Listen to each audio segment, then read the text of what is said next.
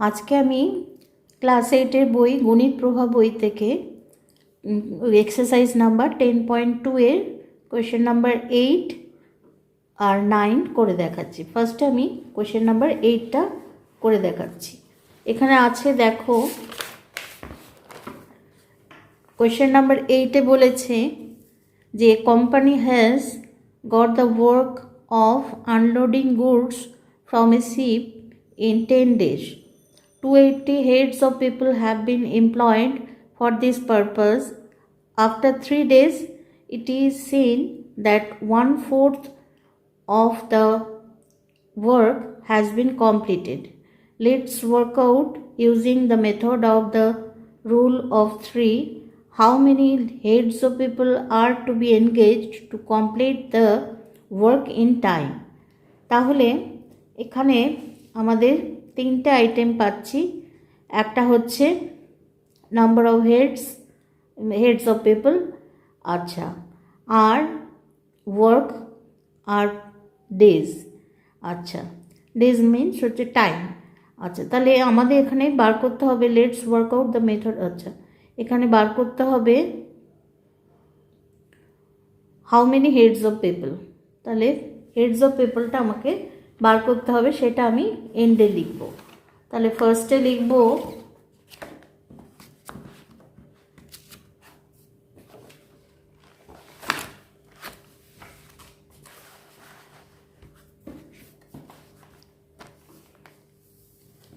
First এখানে লিখব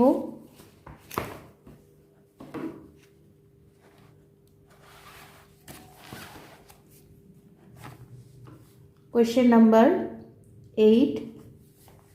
আচ্ছা, লিখব ওয়ার্ক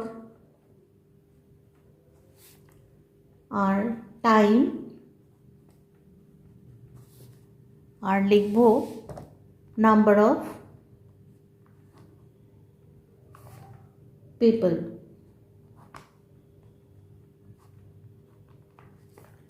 আচ্ছা, তাহলে ওয়ার্কটা ফার্স্টে আছে 3 ডেজে ওয়ার্ক ডাউন করেছেন 1/4 পার্ট, মানে 1/4 পার্ট অফ দ্য ওয়ার্ক করেছে।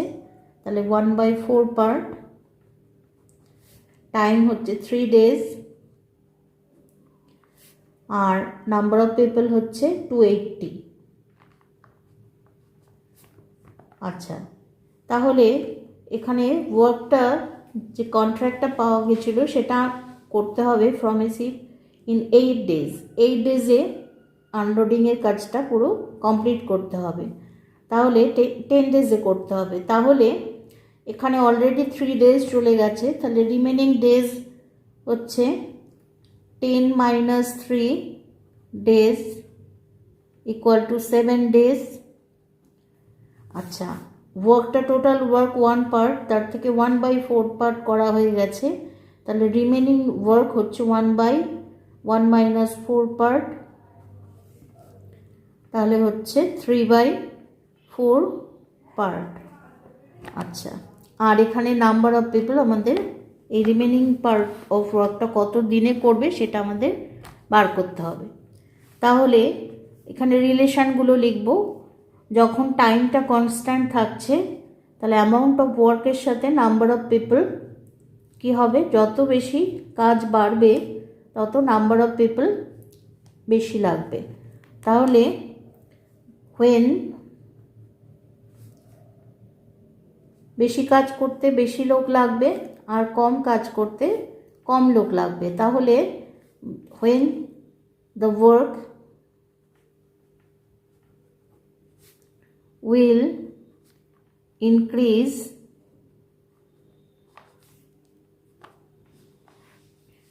then the number of people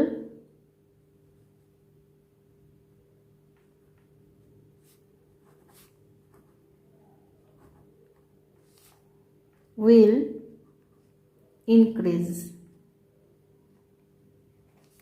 Therefore, they are in direct proportion.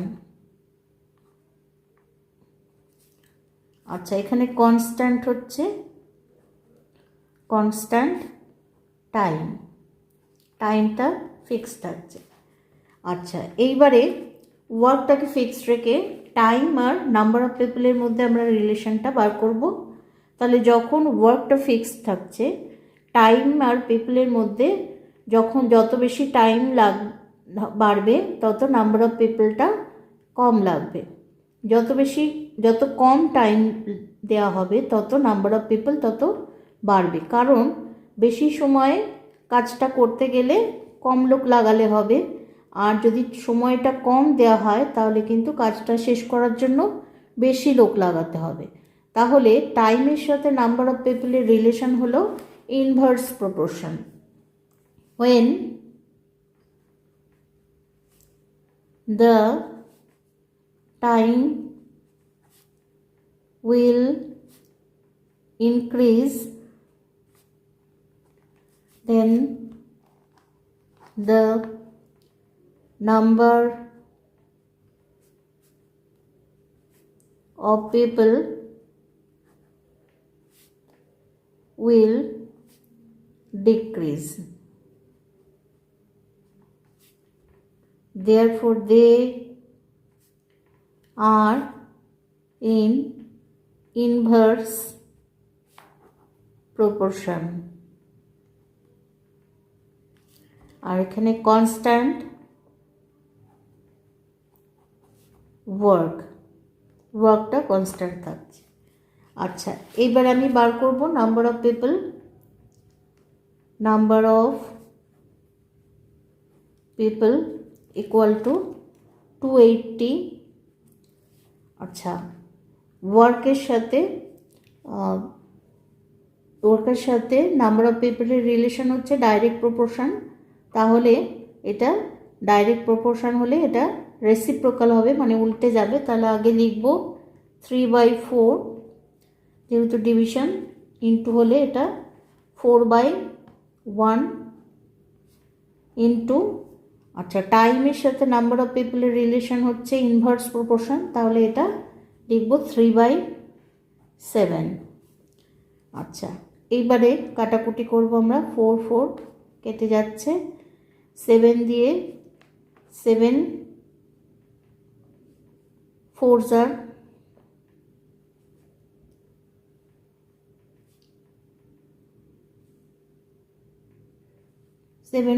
are 28 R 0, 3 3s are 9, 4 9s are 36, 0, 360।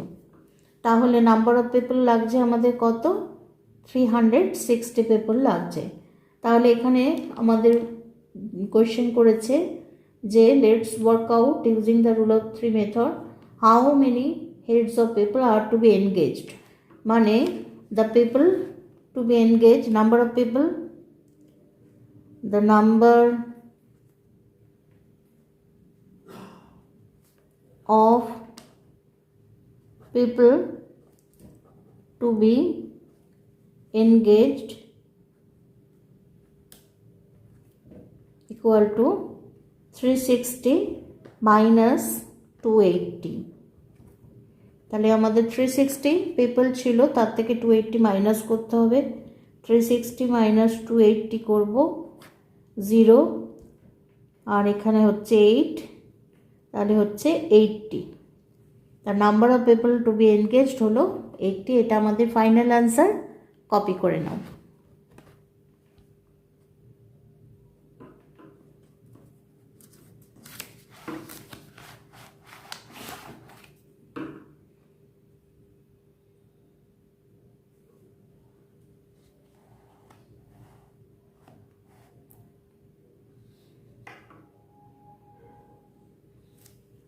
আচ্ছা, এইবারে আমি চলে যাচ্ছি কোয়েশ্চেন নাম্বার 9-এ। কোয়েশ্চেন নাম্বার 9-এ বলেছে, দেখো, এ পাওয়ার loom is 2 whole 1/4 times more powerful than a handloom. 12 handlooms weave 1080 meters length of cloth in 18 days. let's work out by the rule of 3 how many power looms will be required to weave 2700 meters length of cloth in 15 days. আচ্ছা, তাহলে এখানে আমাদের এটা calculation আর প্রথমে হ্যান্ডলুমের নাম্বারটা বার করব, সেখান থেকে আমি পাওয়ার লুমে কনভার্ট করব। তাহলে এখানে আইটেম রয়েছে তিনটে আইটেমের মধ্যে এখানে আমাকে বার করতে হবে পাওয়ার লুমের নাম্বার। তা প্রথমে আমি হ্যান্ডলুমে, যেহেতু এখানে ক্যালকুলেশনটা দেওয়া রয়েছে সেই জন্য হ্যান্ডলুমের নাম্বার বার করব, তাহলে সেটা এন্ডে রাখতে হবে। তো ফার্স্টে লিখব ক্লথ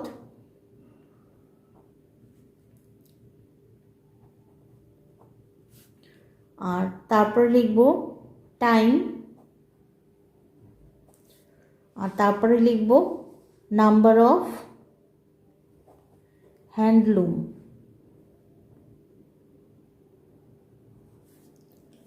আচ্ছা, এবার ক্লথটা প্রথমে আছে কত, 1080 মিটার, আর টাইমটা আছে 18 ডেজ, আর নাম্বার অফ হ্যান্ডলুম হচ্ছে 12। আচ্ছা, নেক্সট আছে ক্লথ 2700 মিটার, আর টাইমটা হচ্ছে 15 ডেজ, আর নাম্বার অফ হ্যান্ডলুম এখানে বার করব। তাহলে এবার রিলেশনটা দেখব আমরা। রিলেশনটা হচ্ছে যখন টাইমটা ফিক্সড থাকছে ক্লথের সাথে নাম্বার অফ লুমসের রিলেশন, ক্লথ যত অ্যামাউন্ট অফ ক্লথ যত বাড়ছে তত বেশি নাম্বার অফ লুমস ইনক্রিজ করবে, কারণ বেশি কাপড় উইভ করার জন্য বেশি পরিমাণে লুমসের প্রয়োজন, আর কম কাপড় উইভ করার জন্য টাইমটা যখন ফিক্সড আছে তখন কম কাপড় উইভ করার জন্য কম নাম্বার অফ লুমস লাগবে। তাহলে when the amount of cloth increase, then the number of handlooms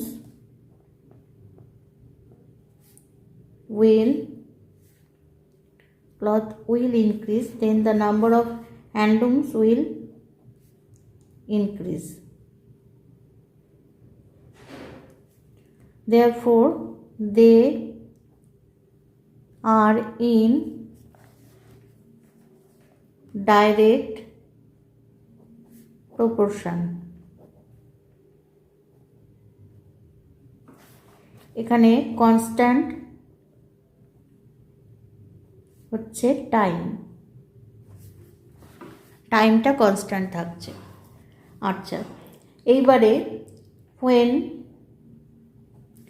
ক্লথটা constant ধরছি, এবার টাইম আর নাম্বার অফ লুমসের মধ্যে রিলেশন বার করব। when the time will increase, the number of looms will decrease. ক্লথের amount যখন fix থাকছে, বেশি সময় যদি দেওয়া হয় তাহলে নাম্বার অফ লুমস ডিক্রিজ করবে, মানে কমে যাবে, আর যদি টাইমটা কম দেওয়া হয় তাহলে কিন্তু নাম্বার অফ লুমস বাড়াতে হবে কাজটা তাড়াতাড়ি শেষ করার জন্য। আচ্ছা, তাহলে এখানে টাইম আর নাম্বার অফ লুমের সাথে রিলেশন হচ্ছে inverse proportion. when the time will increase, then the number of handlooms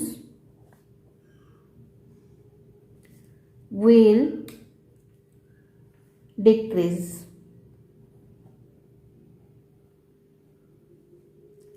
Therefore, they are in inverse proportion. আচ্ছা, এখানে কনস্ট্যান্ট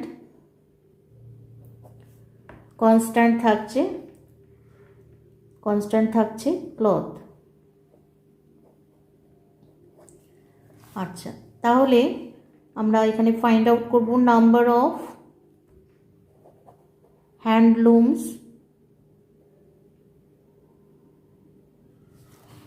12 ইন্টু, আচ্ছা এখানে অ্যামাউন্ট অফ ক্লথের সাথে নাম্বার অফ লুমসের রিলেশন ডাইরেক্ট প্রপোর্শন হলে রেসিপ্রোকাল হবে, তাহলে ওটা উল্টে যাবে। 2700 বাই 1080। আর টাইমের সাথে নাম্বার অফ হ্যান্ডলুমের রিলেশন হচ্ছে ইনভার্স প্রপোর্শন, তাহলে এটা 18/15 লিখব। আচ্ছা, এইবারে কাটাকুটি করছি 0 0। আচ্ছা, এখানে 3 দিয়ে কাটছে, 3 4s আর 3 5s। আচ্ছা, এখানে 9 দিয়ে কাটছে, 9 2s আর 9 12s 108। আচ্ছা, 4 দিয়ে কাটছি, 4 3s 12, 3 দিয়ে কাটছি, 3 9s 0 90। আচ্ছা, 5 দিয়ে এখানে কাটছি, 5 18s, তাহলে এখানে হলো 18 2s 36।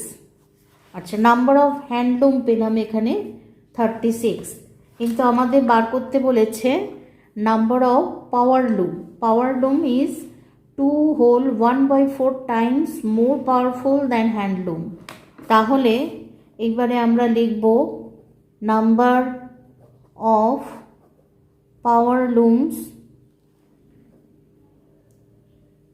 ইকুয়াল টু 36 ডিভিশন, যেহেতু হ্যান্ডলুমের থেকে পাওয়ার লুম বেশি ভালো কাজ করে, সেই জন্যে নাম্বার অফ পাওয়ার লুমস যখন বার করব তাহলে সেটা দিয়ে ডিভিশন করব, 2 whole 1/4 দিয়ে ডিভিশন, তাহলে 36 ইন্টু, আচ্ছা ডিভিশন এটা লিখি 4 4 2s 8 9, তাহলে 36 ইন্টু 4/9, যে ইন্টু হলো এটা রেসিপ্রোকাল হয়ে যাবে, 9 4s 36 4 4s 16, তাহলে নাম্বার অফ পাওয়ার লুমস আমরা পেলাম 16। এটা আমাদের ফাইনাল আনসার।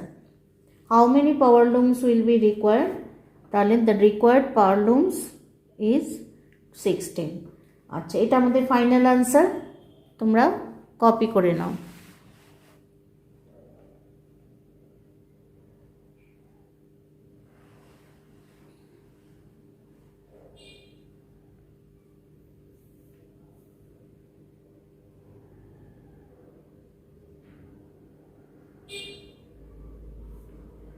আজকে আমার ক্লাস এই পর্যন্ত।